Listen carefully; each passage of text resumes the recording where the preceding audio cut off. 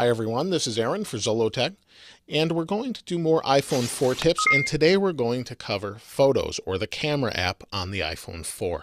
This is actually an iPhone 4S, but this is basically the same on just about any version of iPhone running iPhone or iOS 5, the latest version of the operating system.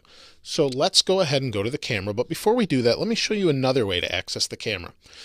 If you want to take a picture quickly and you have someone that's running around or you want to capture your kids quickly, pull the phone out, don't turn it on, but double tap the home button and you'll get a camera icon. You can simply access the camera that way and get into it quickly. It will not allow you, for security reasons, to access photos that you didn't just take, but you can easily access those should you unlock the phone and get into those. It's just a little security feature and a nice little thing they've added with iOS 5. So let's go ahead and open the camera app.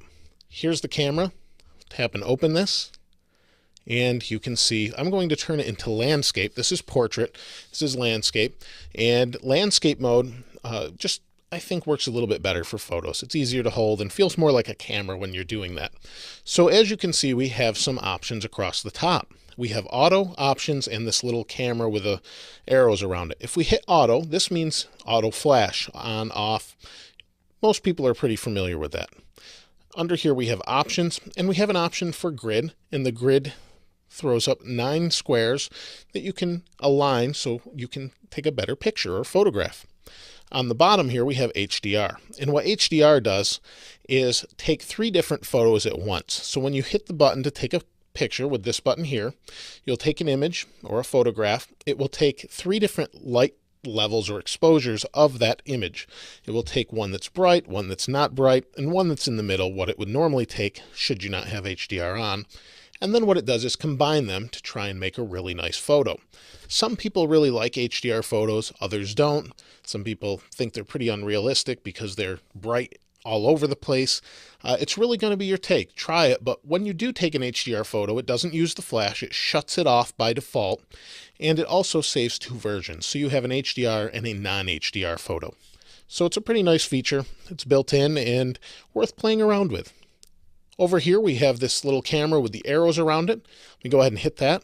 You'll see it'll swing the camera around. Here's my camera. Here's me recording the video, and we can take an image that way as well. Swing the camera back. Now let me put another phone underneath. This is the Samsung Galaxy Nexus, and we'll use it for an example. So here you can see it used a little box, and that's the focus point. If we tap over here, we can focus there. It will adjust the light levels and try to balance the color out for us and get the best image possible. So we're going to focus here. Now, should we want to lock onto that focus point, we can tap and hold. The box will kind of blink there or expand quickly, and we have auto exposure, auto focus lock, and it will stay locked on that position or focus point and try and give us the best picture there should we want to just focus right there. So nice little option. So let's go ahead and take a picture, and it saved it down here. Now before we go into here, we have one more option in the upper right for video. We can slide that up or just tap on it, and we can take a video as well, and it will focus just the same and allow us to take a video. Now when we're in the photo mode, we can zoom also. We can pinch out and zoom. This will allow us to zoom in from a distance. Now it's not an actual lens zoom, so it's going to get worse as you zoom in closer. It's a digital zoom, but it does a good job if you want to try and zoom in a little bit, but not too close. It starts to get pretty grainy as the picture goes.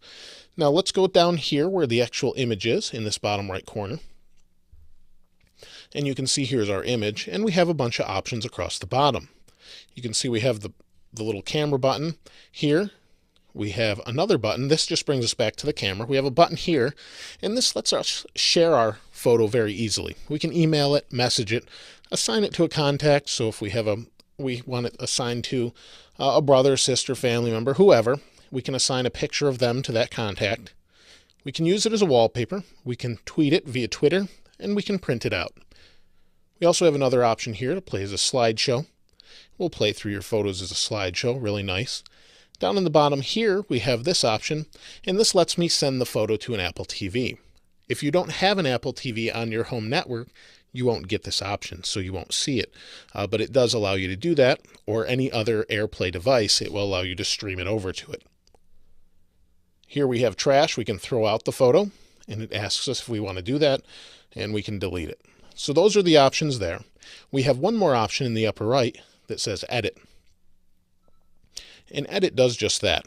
Edit allows us to edit the photo, and we just have a notification coming in.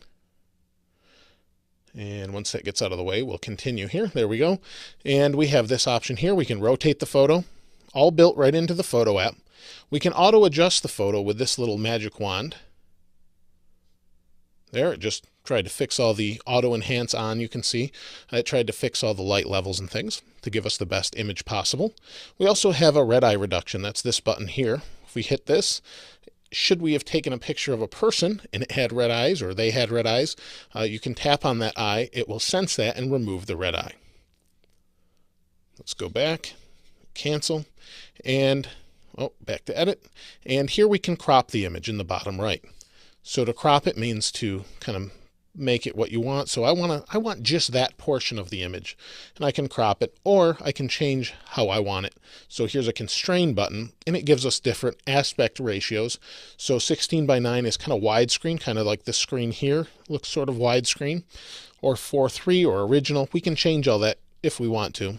If we want to crop the image, we hit crop, and it's cropped. So we've corrected our image, we've reduced red eye should we have had it, and we've cropped our image. We save it, saves the photo, and there you go. And that's all built into the phone. Now, if you want more out of your phone than that, there are some great photography apps like Camera886. It lets you get more out of your phone and get a lot better images in some cases. So I would definitely recommend checking those out if you want to get more serious, get more options. You'll see a lot of apps, probably thousands of apps, that allow you to enhance photos or take better images. So check those out if you haven't already. There's also some neat ones out there like Hipstamatic that allow you to edit photos with some filters and things and look interesting. I also would suggest Instagram, if you haven't used that as well, to share photos kind of across Facebook and Twitter and things. It's really a nice app and done really well. So that's the camera on the iPhone 4S. You should see similar experiences across all of the different iPhone devices or iDevices. So it's a really nice app. I would suggest, like I said, go check out some of these other apps. And then, as always, if you have any questions, please go ahead and place them in the comments below, and I'll try and answer them best I can. Thanks for watching. If you haven't subscribed to this channel already, please go ahead and subscribe.